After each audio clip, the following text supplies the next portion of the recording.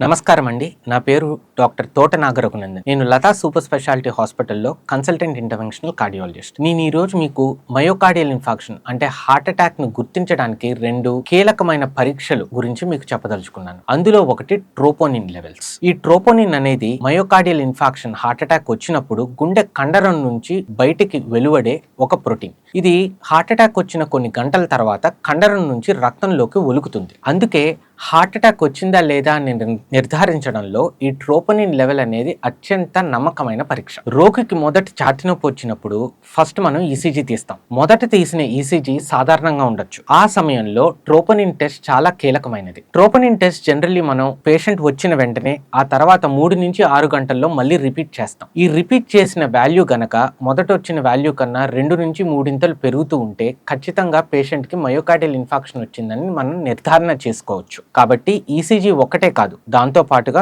Troponin levels కూడా patient కి myocardial infarction heart attack వచ్చిందని మనకి నిర్ధారణ చేయడంలో ఉపయోగపడతాయి. త్వరగా మనకి నిర్ధారణ అయితే సరైన సమయంలో చికిత్స లభించి మనం ప్రాణాలను కాపాడుకోవచ్చు. గుర్తుంచుకోండి, గుండె ఆరోగ్యాన్ని నిర్లక్ష్యం చేయకండి. ధన్యవాదాలు.